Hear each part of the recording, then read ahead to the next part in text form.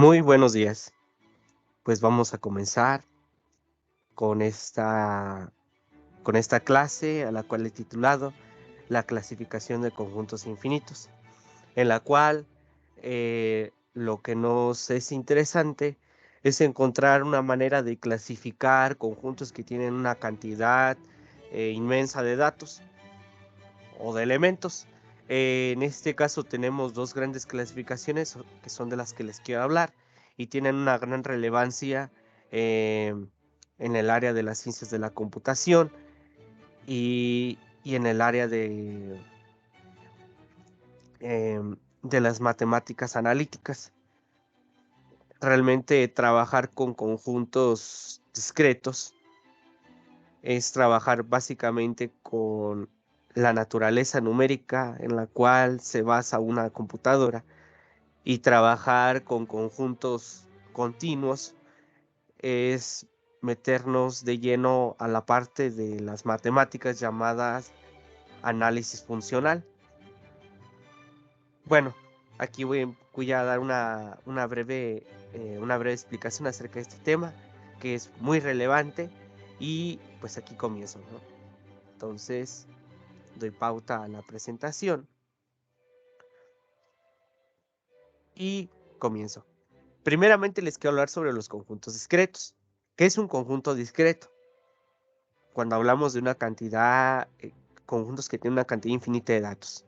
Son aquellos conjuntos de naturaleza numérica en los cuales existe un espaciamiento entre los elementos vecinos ordenados del conjunto. Po- va- Vaya que podemos hablar de conjuntos finitos discretos, pero es más común usar este término cuando hablamos de conjuntos que tienen una cantidad infinita de datos. Por ejemplo, el primer conjunto que podemos pensar es el conjunto de los naturales. Es un conjunto con una cantidad infinita de datos, dado que los naturales son un conjunto infinito. Y pues ustedes ya saben que son los números con los que nos enseñan a contar. El uno, el 2, el 3, el 4, el 5 y así sucesivamente hasta llegar a infinito. Entonces, en este caso, podemos tener una notación donde esto nos va a representar pues todos los naturales, ¿no? N chiquita representa, es un elemento de los naturales y nos va a reproducir desde n igual a 1 hasta infinito, nos va a reproducir todos los naturales.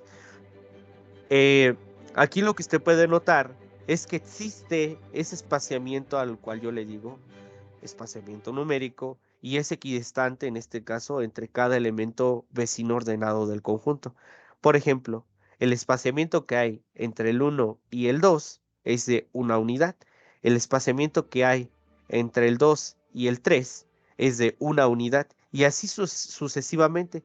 Si usted analiza los elementos entre los elementos vecinos ordenados en el conjunto, entre los elementos vecinos va a haber un espaciamiento, no va a haber ningún otro elemento entre ellos.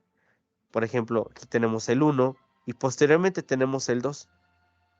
Y eso es lo que le da la naturaleza de discretización al conjunto, que exista un espaciamiento entre los elementos del conjunto. Un espaciamiento en este caso de naturaleza numérica y que no haya elementos entre los elementos. A eso nos referimos. Porque cuando hay elementos entre los elementos y cada vez que analicemos un elemento entre otro elemento, que los elementos cada vez de manera numérica estén más próximos unos de otro, pues vamos a decir que se va a convertir en un llamado conjunto continuo. Pero en este caso, usted puede notar claramente que hay un espaciamiento de una unidad entre cada elemento vecino ordenado en el conjunto.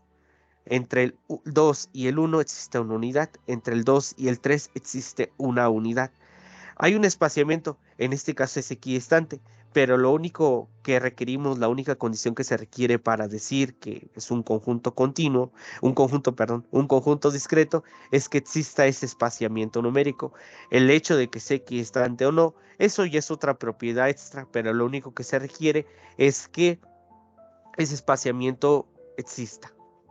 Siguiente ejemplo, el conjunto de los números pares.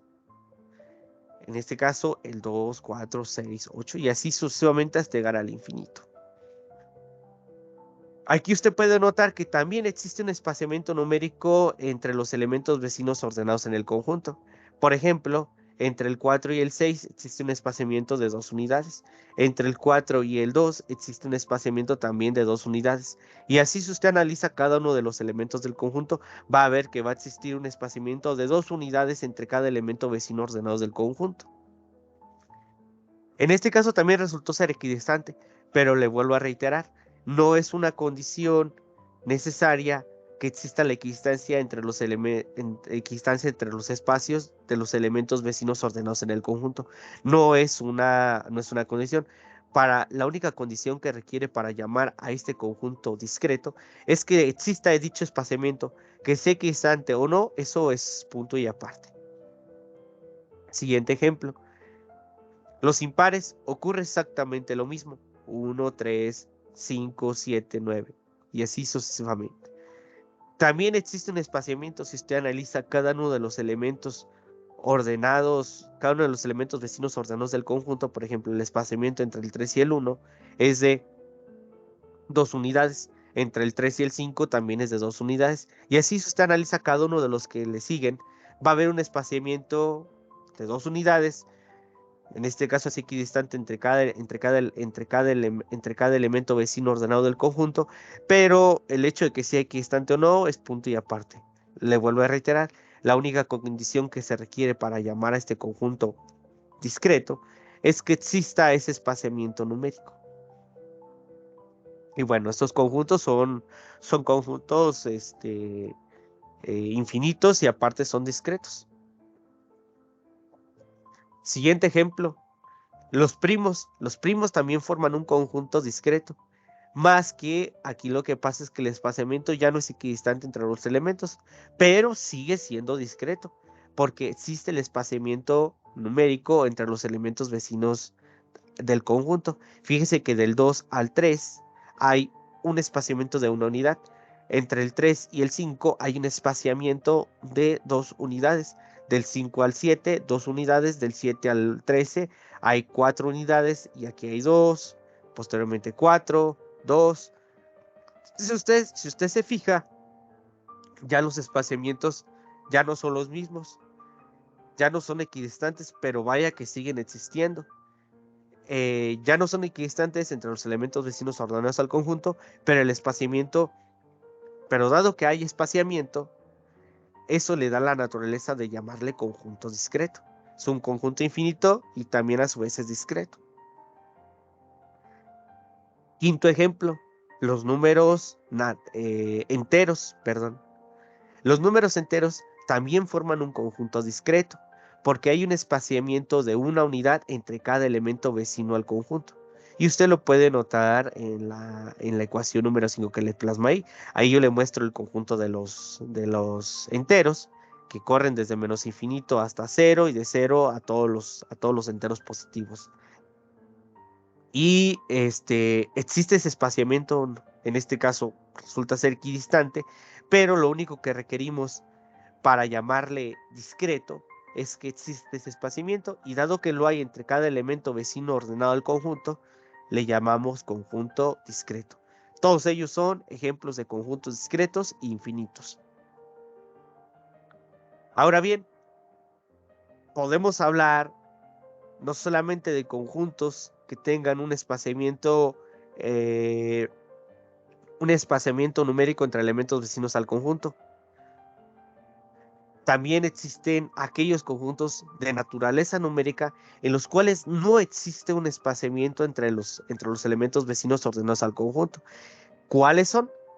Bueno, en este caso ya nos tenemos que restringir a hablar de conjuntos meramente infinitos. Y dos ejemplos muy notorios es el conjunto de los reales y el conjunto de los imaginarios. Si usted analiza cada uno de ellos, usted recordará, por ejemplo, la recta numérica. En la recta numérica nosotros acomodamos absolutamente todos los números reales que existían. Y en la recta numérica usted colocaba perfectamente eh, todos los números, tanto racionales como irracionales que existían. Y como usted puede saber, siempre podemos encontrar un número entre dos números en la recta numérica. Por ejemplo, entre el 1 y el 0 podemos encontrar un medio. Y si usted dice, ¿qué tal si analizo un fragmento de recta más pequeña? Por ejemplo, del 0 a un medio. Si usted analiza ese fragmento de recta más pequeña, va a encontrar otro elemento del conjunto que también va a ser real y va a ser por ejemplo, un cuarto. Y si usted dice, y si analiza un fragmento de recta más chiquito para ver si este conjunto es discreto, analiza, por ejemplo, del 0 a un cuarto, bueno, pues va a encontrarse otro número más chiquito, un octavo, y así sucesivamente un 16avo, un 32avo, un 64avo, y siempre puede encontrarse un elemento entre dos números en la recta numérica o en el espacio donde situamos todos los números reales. Y lo mismo sucede para el conjunto de los imaginarios. Siempre vamos a encontrar un elemento entre otro elemento, entre otro par de elementos, de esta manera que estén ordenados y que sean vecinos. ¿A qué voy con esto? Que estos conjuntos en los cuales no existe esa noción de espaciamiento numérico entre los elementos vecinos ordenados al conjunto, es a lo que le llamamos conjunto continuo. Siempre vamos a encontrar un elemento entre dos elementos vecinos ordenados. Siempre va a haber otro elemento. Entonces, es como si tuviéramos un elemento tras otro, un elemento tras otro, uno tras otro. Y eso le da la noción de que es un conjunto continuo, que no se parte, no se fragmenta, no tiene saltos. Es un conjunto continuo de datos, continuo y que le sigue. Y ellos dos son ejemplos muy notorios de conjuntos infinitos continuos, los números reales y el conjunto de los imaginarios. Pareciera que hasta aquí llegó la historia, pero no es así. Existen objetos matemáticos mucho más interesantes que los simples escalares, en este caso los números. Hay objetos matemáticos llamados, por ejemplo, matrices. Ustedes, mis estudiantes, aún no lo han visto, lo verán ya cuando llegan a nivel universitario. Las matrices tienen muchas utilidades y una de las tantas que tienen, o sea, una de las tantas interesantes que tienen, es que son operadores matriciales que nos permiten hacer rotaciones de objetos matemáticos de otra dimensión, por ejemplo, de 3 dimensiones. Son objetos matemáticos muy interesantes que tienen muchas aplicaciones. Y una de ellas es que nos permite hacer este tipo de rotaciones. Déjenme, aquí nada más le bajo un poquito a la música porque está un poquito fuerte.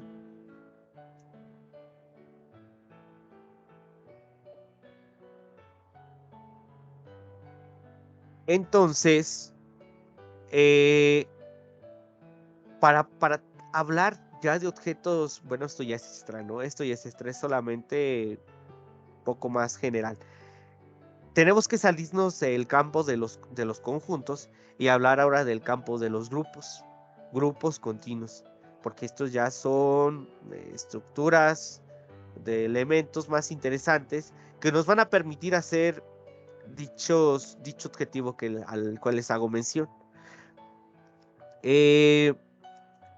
Entonces, para hablar de un grupo continuo, pues les tengo que hacer mención de que es un grupo primeramente. Y un grupo, pues es un conjunto, una colección de objetos, lo que estamos viendo. Un conjunto, un grupo se define como una colección de objetos en lo cual tenemos definido un producto entre los elementos en este caso, del grupo. Pero para poder llamarle grupo a esta colección de objetos, necesita cumplir 4 condiciones. ¿Cuál es la primera? Que cumpla con la propiedad de la cerradura. Que lo que nos está diciendo esto, que para todo elemento del grupo G y GJ, ambos son elementos del grupo, en este caso, a esta altura toda le llamamos conjunto, para todo elemento G y GJ, o sea, dos elementos distintos del conjunto, el producto de ambos nos regresa otro elemento del conjunto. Siguiente propiedad, la asociatividad, que podemos asociar de esta manera o de esta manera, y es irrelevante este producto de operaciones entre tres elementos del conjunto. Siguiente, que exista un elemento identidad tal que, a ser multiplicada por cualquier elemento a la izquierda o a la derecha del cualquier elemento del grupo, nos devuelva el mismo elemento. Y la cuarta es que para todo G, para todo elemento del conjunto, exista un elemento inverso tal que la multiplicación de ese elemento inverso por un elemento del grupo y su multiplicación y viceversa nos devuelva el elemento identidad. Esto ya es un poquito más avanzado, pero lo que nos quiere decir todo esto es que un conjunto en el cual usted define un producto entre los elementos del conjunto y cumple con estas cuatro propiedades es a lo que le llamamos grupo. Ahora bien, no todo grupo es un conjunto. Bueno, perdón. No todo grupo es un conjunto. Todo grupo es un conjunto, pero no todo conjunto es un grupo. Eso sí es una veracidad.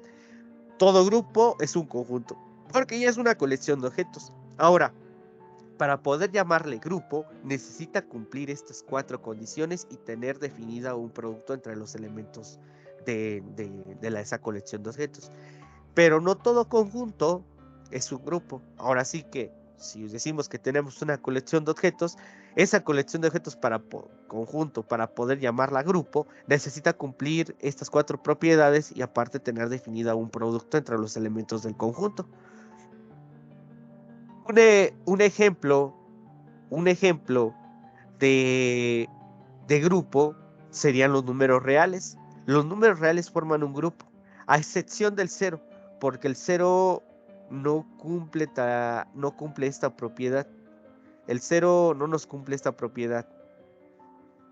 Todas las demás sí, pero esta propiedad sí no nos la cumple esa propiedad no nos la cumple el 0, porque el 0 no tiene un inverso, un recíproco en este caso. El 0 no tiene un recíproco. Ahí sí nos daría una inconsistencia, pero exceptuando esa peculiaridad, los números reales forman perfectamente un grupo y usted puede analizar que se cumplen todas estas propiedades. Por ejemplo, la cerradura. Por ejemplo, dos elementos de los números reales, el 1 y el 2. Que GI sea el 1 y GJ sea el 2. 1 por 2 nos da 2. Claramente 2 es un elemento de los reales. Ahora si decimos G1 que sea 1, G2 que sea 2 y G3 que sea 3. Usted dice 1 por 3, digo 1 por 2, 2 por 3, 6. Será lo mismo que decir 1 por 2 por 3, 6 por 1, 6. 6 es igual a 6, cumple la asociatividad. Ahora, que exista un elemento de identidad, por ejemplo, la unidad. Todo número multiplicado por 1 nos devuelve el mismo número. Entonces existe el elemento de identidad y en este caso en los números reales es el 1. Y el inverso, para todos a excepción del 0, porque el 0 es una excepción, para todos existe un recíproco. Por ejemplo, ¿cuál es el inverso o el recíproco de 2? Pues es un medio. Si usted multiplica 2 por un medio o un medio por 2, nos va a devolver el 1. En este caso, el elemento de identidad del grupo. Cumple con todas esas propiedades, a excepción del 0, que no cumple la inversa. Ahora bien, y tampoco el 0 cumple la identidad, porque en este caso si decimos que si 0 es un elemento del grupo, 0 por i nos va a dar, no, sí la cumple. La única que no cumple es la de la inversa, porque no tenemos una noción de un recíproco del 0. Ahora bien, ya para terminar, simplemente les hago mención aquí de unos grupos interesantes, de los cuales les digo que son interesantes estos grupos de las matrices. Y son grupos que cumplen las siguientes simetrías. La simetría SO2, SO3, SU2. No les voy a hacer hincapié tal cual en detalle de estas simetrías, pero vaya que forman grupos continuos. Ellas tres forman grupos continuos y son conjuntos de matrices, son conjuntos infinitos de matrices y son grupos continuos que nos permiten, bueno, son sí, colecciones de matrices de ciertas simetrías y de cierta dimensionalidad que nos permiten rotar objetos en alguna dimensión o sí, en alguna dimensión, no meramente de los reales, sino también en dimensiones complejas, en dimensiones de naturaleza compleja. Eh, y ya esto se extiende a hablar de los llamados cuaterniones y matrices que permiten rotar cuaterniones, que son las matrices que se utilizan eh, para hacer rotaciones, por ejemplo, eh, de los videojuegos. Cuando usted hace una simulación de algún videojuego, por ejemplo, Free Fire, Fortnite, esos monitos rotan. ¿Y qué les permite hacer esa rotación tridimensional? Lo que utilizan los programadores para hacer esas rotaciones son, este, es empaquetar la información de la información del monito en un objeto al cual le llamamos cuaternión y utilizamos matrices de la simetría SU2 para hacer rotaciones del empaquetamiento del monito que va a rotar. O sea, usted va a rotar el monito. Entonces, los grados de libertad que guarda el monito para hacer la rotación en las tres dimensiones, lo empaqueta en un objeto al cual le llama cuaternión y es con el que usted manipula la computadora para hacer la rotación, implementando un operador matricial, un operador de rotación de simetría SU2 para hacer la rotación de ese objeto. Si usted se va a dedicar a la programación, en este caso el estudio de los cuaterniones y de la simetría SU2, va a ser inevitable para la programación de algún videojuego tridimensional. Bueno, yo aquí me despido y nos vemos en la siguiente.